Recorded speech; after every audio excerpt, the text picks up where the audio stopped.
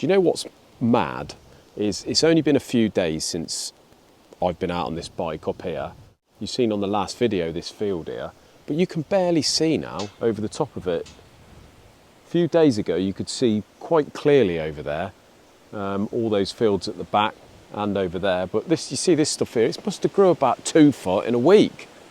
Unbelievable. In a minute I ain't going to be able to see anything. I quite enjoy coming up this spot. Well, there we go. I suppose that's nature for you. But here we are, guys. I'm out on the mountain bike again, come for my usual little ride. I haven't got a great deal of time, so I usually do this little circuit just to wind down after a tough day. But yeah, it's I've really enjoyed this week so far, actually. I've had some really good phone calls from quality work coming in, plenty of phone calls off the Cosworth boys, like I've said in the main channel. And yeah, most of the stuff I've had phone calls about is the motorsporty stuff, nice work. Do you know what I mean? I've got a Cosworth, I had a Cosworth coming today from Pete. Paul and Pete took a trip over from Kent, I think they're from. Paul's the one with the Focus RS Mark III that we got. And Pete is the one that we're building a normally aspirated Cosworth.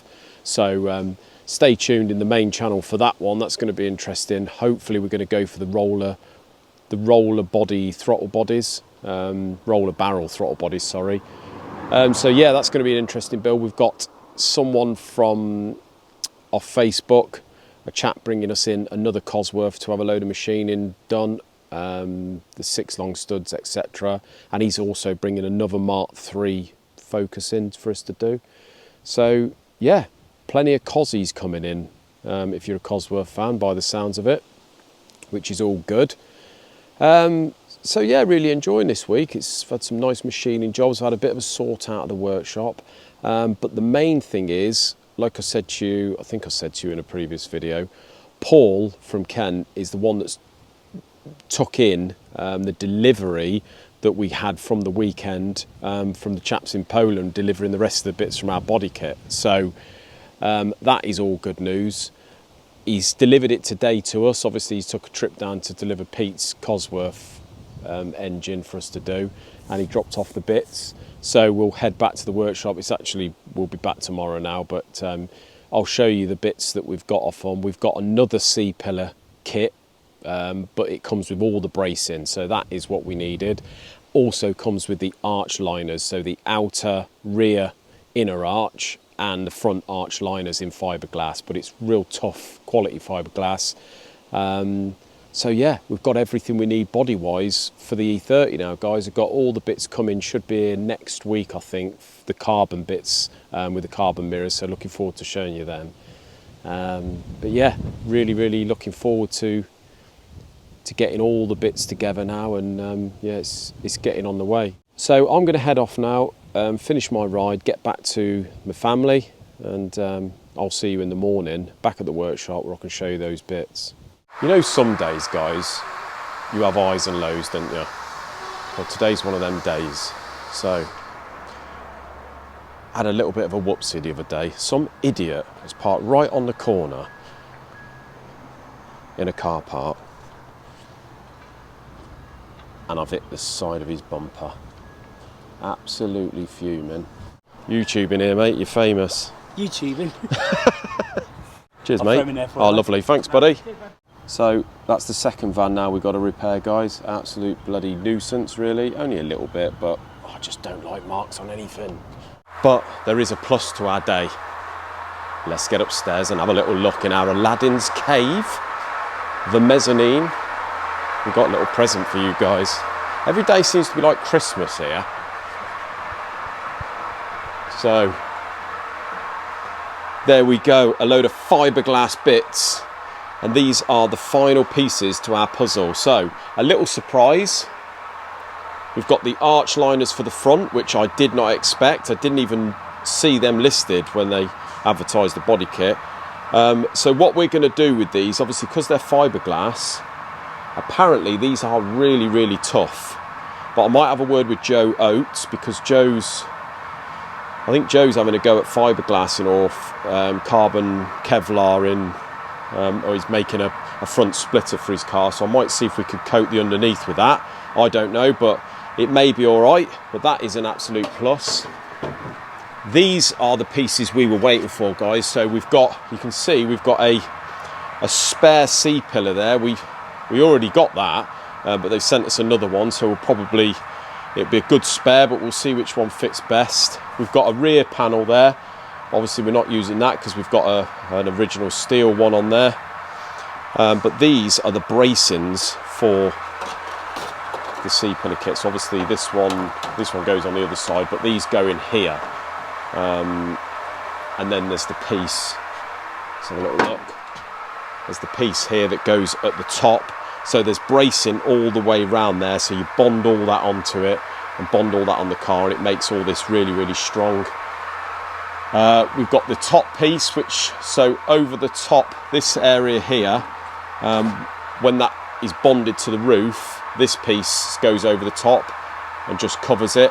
So that was a little strip we couldn't get.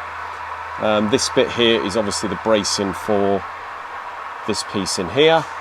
We've got a fiberglass front splitter, but we're not going to be using that because we've got a carbon fiber one coming. We've got fiberglass brake ducts which go into the front bumper. We're not using them because, as I said, we've got carbon fiber ones, but it's nice to have spares. But these guys are the saving grace. So this is the outer inner arch. So there's two pieces to the inner arch. If you imagine this is the side of the car, you've got the inner arch, and they're both, I think originally they're joint by spot welds. So what you do is you drill the spot welds out, remove the outer inner arch, which is obviously just a normal E30 one, and this one is wider for the M3. So what you do, apparently, as Spencer Latham tells us, you basically just bond that to the existing inner arch, and then your kit bonds to the outside of this. So you've obviously got extra clearance there for the wheel to run bigger wheels, and it just saves having to tub the arch, so it saves Mikey quite a lot of work really. So absolutely over the moon. Again, going to have a word with Joe, see whether it's worth carbon Kevlar in the inside of it, whatever we can do, or just carbon fibre matting, just to stop if there's any big rocks go up. Apparently these are pretty tough anyway, but just saves destroying them and going through and sort of spidering the paint on the wings really. So absolutely made up, guys. Got the rest of the kit, just waiting now on Mikey to get sort of some loose ends tied up at his end and then get the car back in and we can crack on with it. But yeah, I'm absolutely over the moon with that, thrilled, because I'll be honest with you, like it was like before the kit arrived originally, I had my doubts on whether it was going to turn up, but it turned up. It could only be delivered to London, so I got it delivered to Paul at Kent, the one with the Mark III Focus RS, and he kindly yesterday dropped off a Cosworth engine to be done, normally aspirated, so he's dropped all this off for me, so I can only thank him greatly for that, and obviously I will repay him. But absolutely made up, guys. Really, really happy with that, because these bits, especially these arches, you can get these, you can't get them in fiberglass, only in this kit, but you can get them in carbon fibre, but they're about £1,000, and then you've got to wait God knows how long to get them made. That's the worst bit about it. So finally getting there. Hopefully before this video ends today, we should have a nice little surprise turn up, another nice little surprise turn up for the E30, which I'd love to show you. So fingers crossed that turns up today, guys. But yeah, every day's Christmas here. So you can see there's a big space here, guys, where the kit car was, and you see these pools of oil on the floor. That there is differential oil. That I think is a bit of engine oil, but that was from before, so it's where we used to park it. We've sorted that out. That was where the temperature gauge was, but the diff oil still leaking, coming in every morning to a few drips on the floor. So it's got to be sorted out, guys. So we've took the car over to Stuart's, booked it in with him, and he's going to drop the diff out. We've got, by the looks of it, he's took the prop shaft off in the car, and it looks like the sort of axle at the front of the diff is wobbling about. So that's the bit where there was preload. Obviously I rebuilt this diff, new bearings and that, and there's meant to be a bit of preload on there, I'm sure. It's not meant to be wobbling about, so think that could be the cause of the oil leak, but I've said to Stuart, just whip the diff out, bring it over here, and we'll have a look at it and try and sort that leak out, because I can't be going to track. Trouble is, when the oil gets warmer, it leaks worse, so can't be turning up at tracks and dripping oil all over the place. Not good. So yeah, we're going to get that done, guys. As I said, we've got a bloody track day on the 4th, so got to get the thing oil tight at least for then.